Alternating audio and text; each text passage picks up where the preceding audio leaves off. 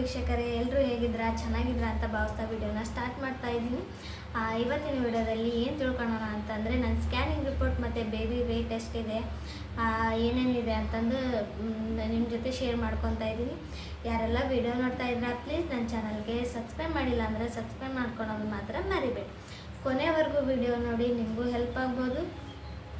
ನಾನು scanning report ತೋರಿಸ್ತೀನಿ ಮತ್ತು ಬ್ಲಡ್ ರಿಪೋರ್ಟ್ ತೋರಿಸ್ತೀನಿ. ನಿಮಗೂ ಸ್ವಲ್ಪ ಒಂದೆರಡು ಸಲ ಟಿಪ್ಸ್ನ ಕೊಡೋದಕ್ಕೆ ಟ್ರೈ ಮಾಡ್ತೀನಿ, ನಿಮಗೂ ಯೂಸ್ ಆಗ್ಬೋದು. ಮೊದಲಿಗೆ ಹಾಸ್ಪಿಟ್ಲಿಗೆ ಹೋಗಿ ಬಂದೆ ನಾನು. 7 ಮಂತ್ ಸ್ಕ್ಯಾನಿಂಗ್ ರಿಪೋರ್ಟ್ ಎಲ್ಲ ಬಂತು. ಗ್ರೋತ್ ಸ್ಕ್ಯಾನ್ ಅಂತ ಮಾಡ್ತಾರಲ್ಲ, 29 ವೀಕ್ಸಿಂದ 32 ವೀಕ್ಸ್ ಒಳಗಡೆ ಏನೋ ಮಾಡ್ತಾರೆ ಗ್ರೋತ್ ಸ್ಕ್ಯಾನ್. ಅದನ್ನು ಮಾಡಿಸ್ಕೊಂಬಂದೆ ನಾನು. ತುಂಬಾ ಖುಷಿ ಆಯಿತು ನನಗಂತೂ. ಬೆಳಗ್ಗೆ 8:30ಗೆ ಬಿಟ್ಟಿದ್ದೇನೆ ಇಲ್ಲೇ ನಾನು. 8:30ಗೆ ಹೋಗಿ ಬೇಗನೆ ಹೋಗ್ಬೇಕು ಹಾಸ್ಪಿಟ್ಲಿಗೆ. ಜನರಲ್ ಹಾಸ್ಪಿಟ್ಲಿಗೆ ಹೋಗ್ಬೇಕಂದ್ರೆ, ಗೌರ್ಮೆಂಟ್ ಹಾಸ್ಪಿಟ್ಲಿಗೆ ಹೋಗ್ಬೇಕಂದ್ರೆ ಬೇಗ ಹೋಗಿ ಟೋಕನ್ ತೆಗೆಸ್ಕೊಂಡು, ಮತ್ತು ಡಾಕ್ಟ್ರ್ ಹತ್ರ ಏನೇನಿದ್ರೆ ಬರ್ಸ್ಕೊಂಡು, ಸ್ಕ್ಯಾನಿಂಗ್ ಇದ್ದರೆ ಸ್ಕ್ಯಾನಿಂಗ್ ಬರ್ಸ್ಕೊಂಡು, ಬ್ಲಡ್ ಟೆಸ್ಟ್ ಇದ್ದರೆ ಬ್ಲಡ್ ಟೆಸ್ಟ್ ಬರ್ಸ್ಕೊಂಡು, ಮತ್ತು ಅಲ್ಲಿ ಬ್ಲಡ್ ಟೆಸ್ಟ್ ಎಲ್ಲಿ ಮಾಡ್ತಾರೆ ಅಲ್ಲೋಗಿ ಅದನ್ನೇನು ಟೋಕನ್ ಕೊಟ್ಟು ಟೋಕನ್ ಇಸ್ಕೊಂಡು ಲೈನಲ್ಲಿ ನಿಂತ್ಕೊಂಡು ಬ್ಲಡ್ ಟೆಸ್ಟ್ ಮಾಡಿಸಿ, ಮತ್ತು 12:30ಗೆ 1 ಗಂಟೆಗೆ ರಿಪೋರ್ಟ್ ಕೊಡ್ತಾರೆ. ರಿಪೋರ್ಟ್ ಇಸ್ಕೊಂಬರ್ಬೇಕು. ಮತ್ತು ಸ್ಕ್ಯಾನಿಂಗ್ ಮಾಡ್ಸೋಕ್ಕೆ ಹೋದರೆ ತಾಯಿ ಕಾರ್ಡ್ ಜೆರಾಕ್ಸ್ ಕೊಡಬೇಕು ಅಂತಂದರು. ನಾನು ತೊಗೊಂಡೋಗಿದ್ದಿಲ್ಲ, ನನಗೆ ಗೊತ್ತೇ ಇಲ್ಲ ಸ್ಕ್ಯಾನಿಂಗ್ ಮಾಡಿಸ್ಬೇಕಾದ್ರೆ ತಾಯಿ ಕಾರ್ಡ್ ಜೆರಾಕ್ಸ್ ಕೇಳ್ತಾರೆ ಅಂತಂದು. ನನ್ನ ಮಗಳು ಬಂದು ಎಂಟ್ರೆ ಅಲ್ಲಿ ನೋಡ್ರಿ. ಟಿವಿ ನೋಡ್ಕೆ ಹೋಗು, ಟಿವಿ ನೋಡ್ಕೆ ಹೋಗು. ಕೂತ್ಕ ಇಲ್ವಾ, ತೊಗೊಂಬೋಕಾಯ್ತು. ಸ್ಕ್ಯಾನಿಂಗ್ ರಿಪೋರ್ಟಿಗೆ ಮತ್ತು ನಾನು ತಾಯಿ ಕಾರ್ಡ್ ಜೆರಾಕ್ಸ್ ತೊಗೊಂಡು ಬಂದೆ. ನನ್ನ ಮಗಳನ್ನ ಕರ್ಕೊಂಡೋಗಿದ್ನಿ. ಅದರಲ್ಲಿ ಮನೇಲಿ ಬಿಡೋಕೆ ಯಾರಿಲ್ಲಲ್ವ ಈ ಸದ್ಯಕ್ಕೆ, ಅದಕ್ಕೆ ಕರ್ಕೊಂಡೋಗಿದ್ದೆ. ಕರ್ಕೊಂಡು ತಾಯಿ ಕಾರ್ಡೆಲ್ಲ ಜೆರಾಕ್ಸ್ ಕೊಟ್ಟು, ಆಧಾರ್ ಕಾರ್ಡ್ ಜೆರಾಕ್ಸ್ ಮಾಡಿಸ್ಕೊಂಡು ಹೋಗಿದ್ದೀನಿ ನಾನು. ತಾಯಿ ಕಾರ್ಡೆ ಜೆರಾಕ್ಸ್ ಮಾಡ್ಕೊಂಡು ಹೋಗೋದನ್ನ ಮರ್ತ್ಬಿಟ್ಟಿದ್ದೀನಿ. ಅದೆಲ್ಲ ಜೆರಾಕ್ಸ್ ಕೊಟ್ಟು ಬಾ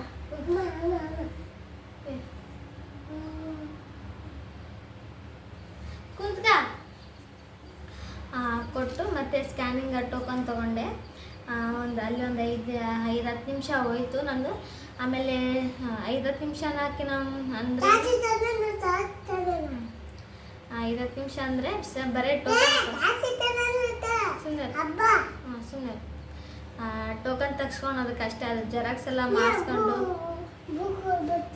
ಟೋಕನ್ ಎಲ್ಲ ತೆಗ್ಸ್ಕೊಂಡು ನಾನು ಮಾಡ್ಸೋಕ್ಕೆ ಭಾಳ ಲೇಟ್ ಆಯ್ತು ಅಂತಲೇ ಹೇಳ್ಬೋದು. ಎಲ್ಲ ತೆಗ್ಸ್ಕೊಂಡು ಸ್ಕ್ಯಾನಿಂಗ್ ಎಲ್ಲ ಮುಗಿಸ್ಕೊಂಡು ಬಂದೆ. ಅವೆಲ್ಲಮ್ಮ ಕೂಡ ಸ್ಕ್ಯಾನಿಂಗ್ ಎಲ್ಲ ಮಾಡಿಸ್ಕೊಂಡು ರಿಪೋರ್ಟ್ ಎಲ್ಲ ಕಲೆಕ್ಟ್ ಮಾಡ್ಕೊಂಬಂದ್ವಿ. ನಾನು ನನ್ನ ಮಗಳು ಹೋಗಿದ್ವಿ ಅಲ್ಲಮ್ಮ, ಹಾಸ್ಪಿಟ್ಲಿಗೆ ಹೋಗಿದ್ವಿಲ್ಲ, ಆಸ್ಪತ್ರೆಗೆ ಹೋಗಿದ್ವಿ. ಡಾಕ್ಟ್ರ್ ಹತ್ರ ತೋರಿಸಿದ್ವಿ. ಫೈನಲಿ ಫೈನಲ್ ಆಗಿ ಬ್ಲಡ್ ರಿಪೋರ್ಟು ಮತ್ತು ಸ್ಕ್ಯಾನಿಂಗ್ ರಿಪೋರ್ಟ್ 2 ಕೊಟ್ಟಿದ್ದಾರೆ. ಈ ಸುಮ್ಮನೆ ಇರ್ಬೇಕು, ಇಲ್ಲಾಂದ್ರೆ ಹೋಗ್ತಾ ಇರೋ.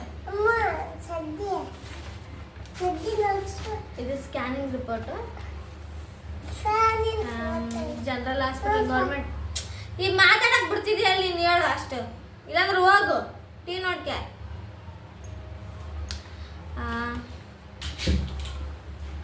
ಗೌರ್ಮೆಂಟ್ ಹಾಸ್ಪಿಟ್ಲಲ್ಲಿ ಸ್ಕ್ಯಾನಿಂಗ್ ಮತ್ತು ಬ್ಲಡ್ ಟೆಸ್ಟ್ ಎಲ್ಲ ಫ್ರೀ ಇರುತ್ತೆ. ಯಾಕಂದರೆ ತಾಯಿ ಕಾರ್ಡ್ ಇರೋದ್ರಿಂದ.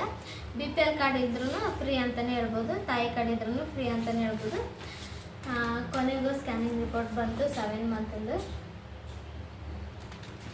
ಇದರಲ್ಲಿ ನನ್ನ ಹೆಸರು ಬರೆದಿದ್ದಾರೆ, ಮತ್ತು BDP, HC, AC, FL ಅಂತ ಕೊಟ್ಟಿದ್ದಾರೆ. ಅವೇನೋ ಬರೆದಿದ್ದಾರೆ, ಇದು ನನಗೆ ಗೊತ್ತಾಗಲ್ಲ. ಆಮೇಲೆ ಪ್ಲೆಸೆಂಟ ನೋಡ್ತಾ ಇರ್ಬೋದು, ಇಲ್ಲಿ ಪ್ಲೆಸೆಂಟ ಆ್ಯಂಟೀರಿಯರ್ ಅಂತ ಕೊಟ್ಟಿದ್ದಾರೆ, ಮೆಚುರಿಟಿ ಫಾಸ್ಟ್ ಅಂತ ಕೊಟ್ಟಿದ್ದಾರೆ, ಲಿಕ್ವರ್ ಅಡ್ವೊಕೇಟ್ ಅಂತ ಕೊಟ್ಟಿದ್ದಾರೆ. ಇವೆಲ್ಲ ನಾರ್ಮಲ್ ಇರೋವೆ. ಇದು ನಾನು ಏನೇನು ಹೇಳ್ತಾ ಇದ್ದೀನಿ. ಹೆಡ್ ಲೋವರ್ ಪೊಸಿಷನ್ ಅಂತ ಕೊಟ್ಟಿದ್ದಾರೆ. ಇವಾಗಲೂ ಖುಷಿ ಆಗಿತ್ತು ನನಗೆ, ಯಾಕಂದರೆ ನಾರ್ಮಲ್ ಡೆಲಿವರಿಗೆ ಒಂದು ಸೂಚನೆ ಅಂತಲೇ ಹೇಳ್ಬೋದು. ಇನ್ನು ಮುಂದೆ ನಾನು ಬ್ಯಾಕ್ ಪ್ಯಾಕ್ ಮಾಡ್ಕೊಳ್ಳೋಕ್ಕೆ ರೆಡಿ ಮಾಡ್ಕೊಳ್ಬೇಕು, ಯಾಕಂದರೆ ಡೆಲಿವರಿ ಯಾವಾಗ ಆಗುತ್ತೆ ಅಂತ ಗೊತ್ತಾಗಲ್ಲ. ಇಲ್ಲಿ FHR ಹಾರ್ಟ್ ರೇಟ್ ಎಷ್ಟಿದೆ ಅಂತಂದರೆ 146 ಇದೆ ನೋಡಿ, ಇಲ್ಲಿ ಕೊಟ್ಟಿದ್ದಾರೆ 146 ಹಾರ್ಟ್ ರೇಟ್ ಇದೆ ಅಂತ ಕೊಟ್ಟಿದ್ದಾರೆ. EDD ಹಳೆ ಸ್ಕ್ಯಾನಿಂಗ್ ಪ್ರಕಾರನೇ ಇದೆ ಅಂತ ಕೊಟ್ಟಿದ್ದಾರೆ. ಮತ್ತು ಮಗು ವೇಟು 9.39 ಅಂತ ಗ್ರಾಮ್ಸ್ ಅಂತ ಕೊಟ್ಟಿದ್ದಾರೆ. ಇಷ್ಟೇ ಕೊಟ್ಟಿರೋದು, ಅವರು ಇಷ್ಟೇ ಬಲ್ಬ್ ಕೊಟ್ಟಿರೋದು, ಮತ್ತೇನು ಕೊಟ್ಟಿಲ್ಲ. ಇದು ಒಂದು ಸ್ಕ್ಯಾನಿಂಗ್ ಮೇಲೆ ಕೊಟ್ಟಿದ್ದಾರೆ. ಡೌನ್ ಪೊಸಿಷನಲ್ಲಿದೆ ಅಂತಂದು ಹೇಳಿದ್ದಾರೆ. ನಾರ್ಮಲ್ ಡೆಲಿವರಿ ಹೆಲ್ಪ್ ಆಗುತ್ತೆ. ಇದೊಂದು ಖುಷಿ ಅಂತಲೇ ಹೇಳ್ಬೋದು. ತುಂಬಾ ಖುಷಿ ಆಯಿತು. ಆಮೇಲೆ ಬ್ಲಡ್ ಟೆಸ್ಟ್ ರಿಪೋರ್ಟ್ ನೋಡಿ ನನಗಂತೂ ತುಂಬಾ ಖುಷಿ ಆಯಿತು. ಯಾಕೆಂತಂದರೆ ಬ್ಲಡ್ ಟೆಸ್ಟ್ ರಿಪೋರ್ಟ್ ತುಂಬಾ ಕಡಿಮೆ ಇತ್ತು ನಂದು ಹಿಮೋಗ್ಲೋಬಿನ್ ಅಂತಲೇ ಹೇಳ್ಬೋದು. ಎಷ್ಟಂತಂದರೆ 8 ಗ್ರಾಮ್ ಇತ್ತು ಹಿಮೋಗ್ಲೋಬಿನ್. ತುಂಬ ಅವಾಗಂತೂ ತುಂಬ ಒಂಥರ ಆಗ್ಬಿಟ್ಟಿತ್ತು. ಬಾಯಿಟ್ಗೆ ಬರ್ದಮ್ಮ, ಬೇಜಾರಾಗೋಗ್ಬಿಟ್ಟಿತ್ತು. ಸುಮ್ಮನೆ ನಾನು ಮಾಡಿರೋ ತಪ್ಪೇನಂತಂದರೆ ಟೈಮ್ ಸರಿಗೆ ಊಟ ಮಾಡಲಾರ್ದು. ಕುಂತ್ಕ ಅಂತಕ್ಕ ಈಗ ತಡಿತಕ್ಕಲ್ಲ ಓದ್ತಿದೆ.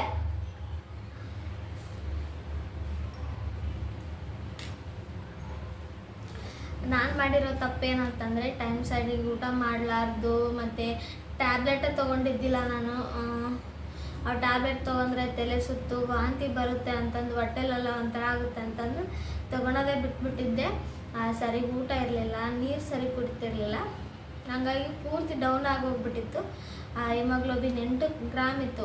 ಮೊದಲಕ್ಕೆ ಒಂದು 9 ಮೇಲೆ ಇತ್ತು. ಅದಕ್ಕಿಂತ ಕಡಿಮೆ ಆಗಿಬಿಡ್ತು. ತುಂಬಾ ಒಂಥರ ಚಿಂತೆ ಆಗೋಯ್ತು. ಇನ್ನೂ ಟೈಮ್ ಇದೆಯಲ್ಲ ಅಂತಂದು ಯೋಚನೆ ಮಾಡಿದಾಗ ಏನಂತಂದರೆ ಊಟ ಚೆನ್ನಾಗಿ ತಿನ್ನೋದು, ಸೊಪ್ಪು ತರಕಾರಿ ಮತ್ತು ನುಗ್ಗೆಕಾಯಿ, ಸೊಪ್ಪು ತರಕಾರಿ ಮತ್ತು ಡ್ರೈ ಫ್ರೂಟ್ಸ್ ನೆನೆ ಹಾಕ್ಬಿಟ್ಟು ಬೆಳಗ್ಗೆ ಎದ್ದು ಅದನ್ನು ಒಂದು ಸ್ವಲ್ಪ ತಿಂತಾಯಿದ್ದೆ. ಡ್ರೈ ಫ್ರೂಟ್ಸ್ ಅಂದರೆ ಖರ್ಜೂರ ಮತ್ತು ದ್ರಾಕ್ಷಿ, ಗೋಡಂಬಿ, ಬಾದಾಮಿ ಇವನ್ನಷ್ಟು ರಾತ್ರಿನೇ ನೆನೆಟ್ಬಿಟ್ಟು ಬೆಳಗ್ಗೆ ಬಾದಾಮಿದು ಸಿಪ್ಪೆ ತೆಗೆದು ಮಿಕ್ಸರಲ್ಲಿ ಬ್ಲೆಂಡ್ ಮಾಡಿಬಿಟ್ಟು ಕಾಯಿಸಿರೋದು ಅಂದರೆ ಉಗುರು ಬಚ್ಚಿರೋ ಹಾಲಲ್ಲಿ ಹಾಕೊಂಡು ಕುಡಿತಾ ಇದ್ದೆ. ದಿನಾಲೂ ಡೈಲಿ ಫಾಲೋ ಮಾಡ್ತಾಯಿದ್ದೆ. ಯಾವ ಥರ ಒಂದು 2-3 ದಿನ ಬಿಟ್ಟಿರ್ಬೋದು ಅಷ್ಟೇ. ಡೈಲಿ ಫಾಲೋ ಮಾಡ್ತಾಯಿದ್ದೀನಿ. ಆಮೇಲೆ ಸೊಪ್ಪು ತರಕಾರಿ ಎಲ್ಲರಿಗೂ ಗೊತ್ತೇ ಇರೋದು. ಸೊಪ್ಪು ತರಕಾರಿ ಮತ್ತು ಏನೇನು ಬೇಕು, ರಕ್ತ ಹೆಚ್ಚಾಗೋದಕ್ಕೆ ಏನೇನು ಬೇಕು ಅಂತಂದು ನಮ್ಮ ಮನೆಯವರೆಲ್ಲ ತಂದು ಕೊಡ್ತಾಯಿದ್ರು. ಅದನ್ನು ಚೆನ್ನಾಗಿ ತಿಂದಿದ್ದೀನಿ. ಊಟನೂ ಕೂಡ ಚೆನ್ನಾಗಿ ತಿಂದಿದ್ವಿ. ಅದ್ರ ಜೊತೆಗೆ ನಾನು ಟ್ಯಾಬ್ಲೆಟು ಮತ್ತು ಅವ್ರೇನೇನು ಕೊಟ್ಟಿದ್ರು ಟ್ಯಾಬ್ಲೆಟು ಅವೆಲ್ಲ ಕರೆಕ್ಟಾಗಿ ತೊಗೊಂಡೋದ್ರಿಂದ ಹಿಮೋಗ್ಲೋಬಿನ್ ಅಂತೂ ಜಾಸ್ತಿ ಆಗಿದೆ. ಅದೊಂದು ಖುಷಿಯಾಗಿದೆ ನನಗೆ. ಇಲ್ಲಿ ನೋಡ್ತಾ ಇರ್ಬೋದು 11.2 ಗ್ರಾಮ್ಸ್ ಅಂದರೆ ಆಗಿದೆ. ಇವಾಗ ಸ್ವಲ್ಪ ನಾರ್ಮಲಿಗೆ ಬಂದಿದೆ. ಇನ್ನೊಂದು ಪಾಯಿಂಟ್ ಜಾಸ್ತಿ ಆಗಿಬಿಟ್ರೆ ನಾರ್ಮಲ್ ಡೆಲಿವರಿ ಆಯಿತು ಅಥವಾ ಸಿ-ಸೆಕ್ಷನ್ ಆದರೂ ಆಯಿತು, ಕರೆಕ್ಟ್ ಆಗುತ್ತೆ, ಏನೂ ತೊಂದರೆ ಇಲ್ಲ. ಇದೆಲ್ಲ ಬ್ಲಡ್ ರಿಪೋರ್ಟ್ ಎಲ್ಲ ನಾರ್ಮಲ್ ಅಂತ ಇದೆ. ತುಂಬಾ ಖುಷಿ ಆಯಿತು ನನಗಂತೂ. ಎಲ್ಲ ಸ್ಕ್ಯಾನಿಂಗು ಮತ್ತು ಇದನ್ನೆಲ್ಲ ಮುಗಿಸ್ಕೊಂಡು ನನ್ನ ಮಗಳನ್ನ ಕರ್ಕೊಂಡು ನೋಡ್ರಿ ಅಂತ ಆಟ ಮಾಡ್ತಾಳೆ. ಹಠ ಅಂದರೆ ತುಂಬ ಆಟ ಅವಳಿಗೆ. ಈಗಂತೂ ಇಷ್ಟು ಮಾಡಕತ್ತಾಳೆ ನೋಡ್ರಿ ಇವಳು. ಎಲ್ಲ ಮುಗಿಸ್ಕೊಂಡು ಬಂದ್ವಿ. ಮತ್ತು ಲಾಸ್ಟು ಮತ್ತೆ ಯಾವಾಗ ಬರ್ಬೇಕಂತ ಕೇಳಿದಾಗ ಅವ್ರು ಇನ್ನೊಂದು 2 ವಾರ ಬಿಟ್ಟು ಬರ್ರಿ ಅಂತಂದರೆ ಅವಾಗ 17/4/2025 ಕೊಟ್ಟಿದ್ದಾರೆ. ಮತ್ತು ನೆಕ್ಸ್ಟ್ ವಿಸಿಟ್. ಇದಿಷ್ಟು ನಂದು ಸ್ಕ್ಯಾನಿಂಗ್ ರಿಪೋರ್ಟ್ ಮತ್ತು ಬ್ಲಡ್ ರಿಪೋರ್ಟು ಎಲ್ಲ ನಾರ್ಮಲ್ ಆಗಿದೆ ಈ ಸರಿ.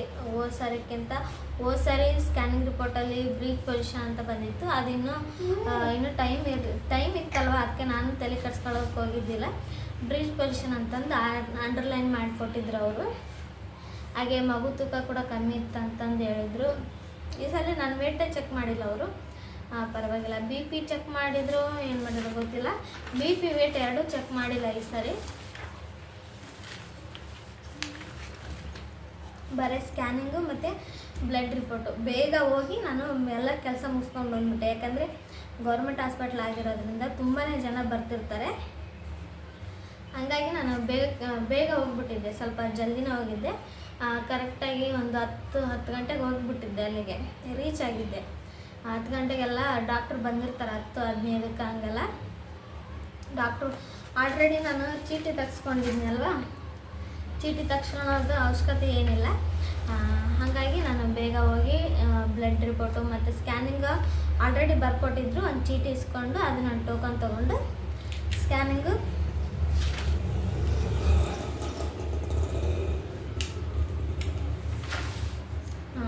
ಚೀಟಿ ಕೊಟ್ಟಿದ್ರಲ್ಲ ಅದನ್ನ ಸ್ಕ್ಯಾನಿಂಗ್ ಎಲ್ಲ ಮಾಡಿಸ್ಕೊಂಡು ಬ್ಲಡ್ ರಿಪೋರ್ಟ್ ಇಸ್ಕೊಂಡು ಮತ್ತು ತೋರಿಸಿ ಡಾಕ್ಟ್ರಿಗೆ ತೋರಿಸಿ ಮತ್ತೆ ಬಂದೆ. ಏನಂತಂದರು ಅವರು ಡಾಕ್ಟ್ರು, ಎಲ್ಲ ನಾರ್ಮಲ್ ಆಗಿದೆ, ಟ್ಯಾಬ್ಲೆಟು ಮತ್ತು ಊಟ ಕರೆಕ್ಟಾಗಿ ಮಾಡಿ, ಹಾಗೆ ಶೇಂಗಾ, ಬೆಲ್ಲ, ನುಗ್ಗೆಕಾಯಿ ಸೊಪ್ಪು, ತರಕಾರಿ ಎಲ್ಲ ಚೆನ್ನಾಗಿ ತಿನ್ನಿರಿ, ಇನ್ನೂ ಚೆನ್ನಾಗಿ ಆಗಬೇಕು ಅಂತಂದರು. ಅದೊಂದು ಚೆನ್ನಾಗಾಯಿತು. ಒಟ್ಟಿನಲ್ಲಿ ಎಲ್ಲ ರಿಪೋರ್ಟ್ ಮುಗಿಸ್ಕೊಂಬಂದೆ. ಮತ್ತು 17ಕ್ಕೆ ಹೋಗಿ ಏನು ಬರ್ಕೊಡ್ತಾರೆ, ಮತ್ತು ಅವತ್ತು ಸ್ಕ್ಯಾನಿಂಗ್ ಬರ್ಕೊಡ್ತಾರೋ ಏನೋ ಗೊತ್ತಿಲ್ಲ, ತೋರಿಸ್ಕೊಂಡು ಬರೋದು ಅವತ್ತು. ಒಟ್ಟಿನಲ್ಲಿ ಖುಷಿ ಆಯಿತು.